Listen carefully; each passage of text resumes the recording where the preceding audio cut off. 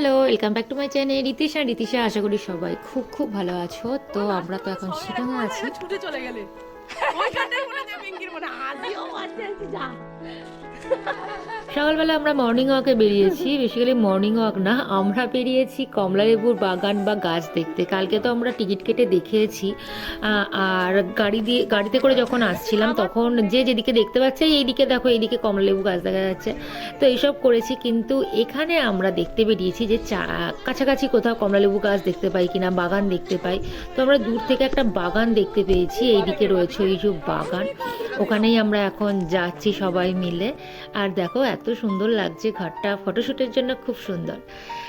আর সকালবেলা পাহাড়ের কোলে দাঁড়িয়ে পাহাড়ে খুব সুন্দর লাগছে পরিবেশটা, মানে সকালটা এত সুন্দর কাটছে কি বলবো।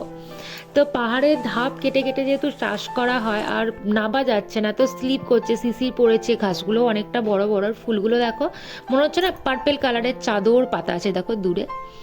আর এখানে কত সুন্দর চাষ করেছে দেখো, সব রকম আলু চাষ, কপি চাষ, মানে দেখেছি, কিন্তু পাহাড়ে এত সুন্দর চাষ দেখে মনটা ভরে যাচ্ছে, ভালো লাগছে। আর এই যে পাহাড়ের ধাপ কেটে কেটে কমলা লেবুর গাছগুলো দেখো বসানো রয়েছে, কমলা লেবুর বাগান একটা, কত কমলা লেবু হয়ে রয়েছে, ভীষণ নিচে পড়ে রয়েছে, ক্যামেরায় আসছে কি জানি না, বাট খুব সুন্দর লাগছে। আর যাবো না, অনেক না ধাপ রয়েছে আর বড় বড় ঘাস, আর এই ঘাসের মধ্যে থেকে আমি খুঁজে পেয়েছি ঝাউ গাছের চারা, সেগুলো নিয়ে আমি এখন ফিরছি। নাও নাও হাঁপিয়ে যাবে নাও।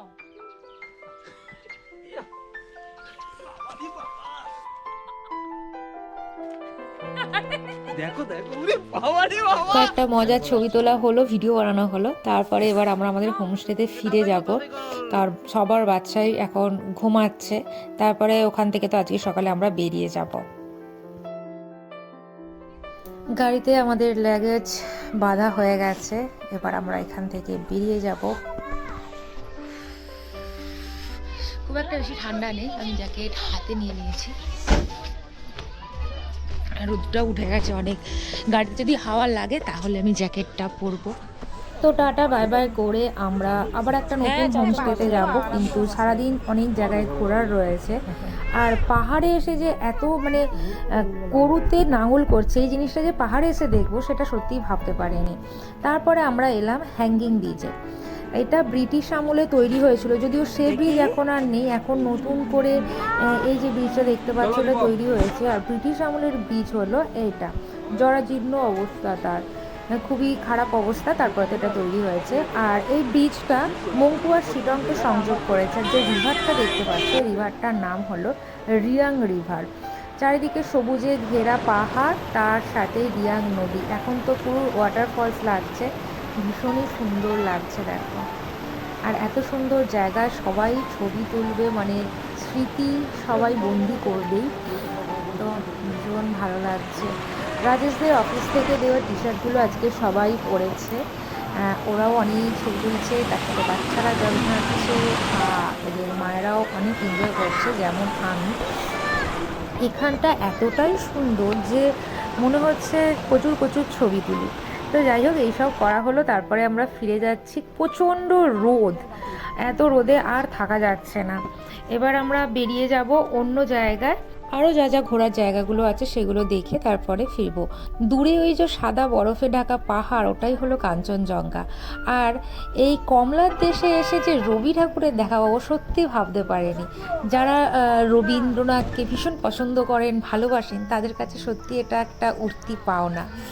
তো এই কমলার দেশে এসে রবি ঠাকুরকে পাওয়া সত্যি ভাবতে পারিনি।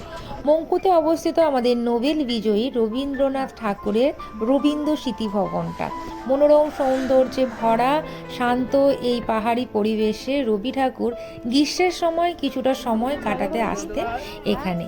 মৈত্রী দেবী ও তার স্বামী মনমোহন সেনের বাংলো বাড়ি ছিল এটা, তিনি এখানেই থাকতেন, যা রবীন্দ্র ভবন হিসাবে এখন পরিচিত। এখানে রবি ঠাকুরের ব্যবহৃত পাণ্ডুলিপি, বিভিন্ন জিনিস, রবি ঠাকুরের বিছানা, ডেস্ক, চিত্রকর্ম সব কিছু সংরক্ষিত রয়েছে। আমার ছানারা রবীন্দ্রনাথ ঠাকুরকে চেনে, কিন্তু এত কিছু দেখে তাদের কৌতূহল, প্রশ্নের আর শেষ নেই। তো ওদের সাথে ওদের মতন করে ওদের প্রশ্নের উত্তর দেওয়ার চেষ্টা করছি। এসব চলছে। এর মধ্যেই শান্তিনিকেতন লেখা দেখে, তার সম্বন্ধে কিছু লেখা, শান্তিনিকেতনের ছবি দেখে আরও ভালো লাগলো।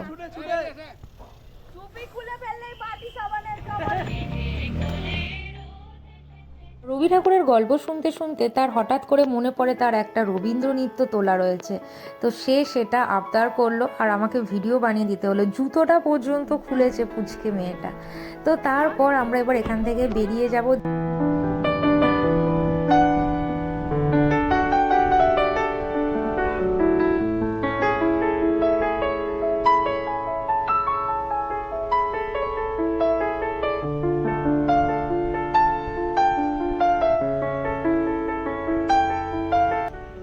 কালকে যে কমলালেবুর বাগানটায় গিয়েছিলাম, সেখানে এরকম একটা ছোট্ট কমলালেবু দিয়েছিল। এটাই হলো সেটা। আমার ছোট লেবু আমি খাবো।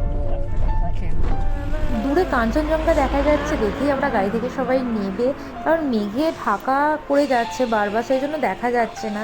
তো সেটা সুযোগটা আমরা একটু হাতছাড়া করিনি। তারপর আমাদের জার্নি শুরু হয়েছে। এখন 3:30 বাজে। আমরা একদম ওপরে, কোথায় যাচ্ছি আমরা জানি না। যাচ্ছি চটকপুরে, কিন্তু এত ভয় পাচ্ছে, গাছের গোড়া কোথায় দেখা যাচ্ছে না, এত উপরে রয়েছে আর এত ঘন জঙ্গল, ফোনের কোনো টাওয়ার নেই।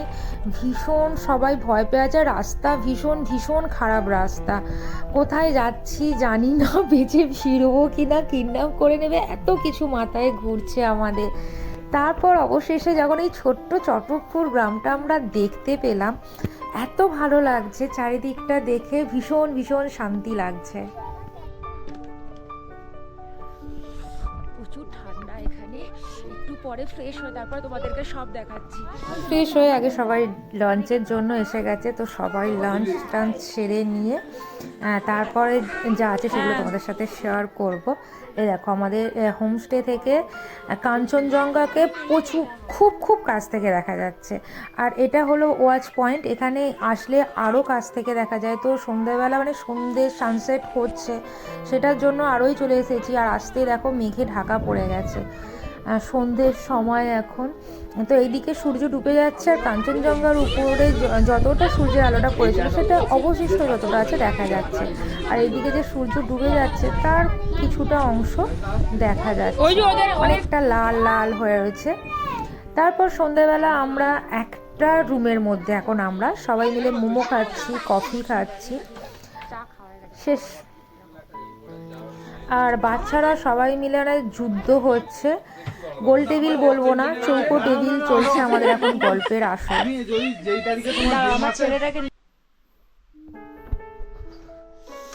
অবস্থা দেখো আমার, প্রচন্ড প্রচন্ড ঠান্ডা এখানে। কোথায় গেল সব? ডিনার করতে যাচ্ছি আমরা। এতটাই ঠান্ডা যে ওরা হাত ধোয়ার জন্য গরম জলটা দিয়ে দিয়েছে। আর এখানে তো এখন আমাদের ডিনারের সব কিছু চলে এসেছে, আমরা এখন ডিনার করব। আজকের মতো আমাদের ডিনার তো কমপ্লিট হয়ে গেল, সব কিছু কমপ্লিট। কালকে আমরা ভোরবেলা আবার যাব। এখন কিচ্ছু বোঝা যাচ্ছে না, দেখো মানে আমি এমনি দেখতে পাচ্ছি কত সুন্দর লাগছে। কি বলবো, সমস্ত তারা যেন নিচে নেমে এসেছে। উপরের থেকে নিচে বেশি তারা রয়েছে, এত সুন্দর লাগছে। ক্যামেরা বন্দি করতে পারছি না, কিন্তু আমি নিজে দেখছি যেটা খুব খুব মানে এত সুন্দর একটা জিনিস ফিল করছি, কি বলবো। তো আমি এত সুন্দর সৌন্দর্যটা ফিল করি। আর প্রচণ্ড ঠান্ডায় ঘুরে ঘুরে আমার মনে হয় আমি ঠান্ডাটাকে সহ্য করে নিয়েছি, ঠান্ডাটাকে আমি কাবু করে নিয়েছি। সেরকম ঠান্ডা লাগছে না, সেজন্য মাথায় কিছু দিতেও হচ্ছে না। তো যাই হোক, ঠান্ডাটা আমার শ্যুট করে গেছে।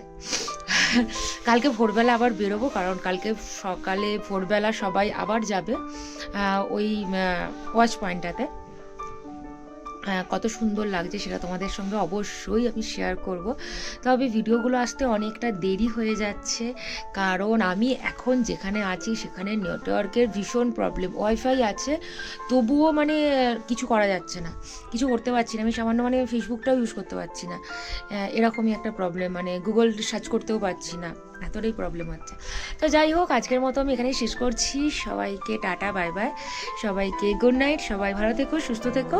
আর যদি আমার ভিডিওটা ভালো লাগে প্লিজ প্লিজ একটু লাইক করো, শেয়ার করো, আর কমেন্ট করে জানিও অবশ্যই কেমন লাগলো আমার ভিডিওটা। Tata tata, bye bye bye.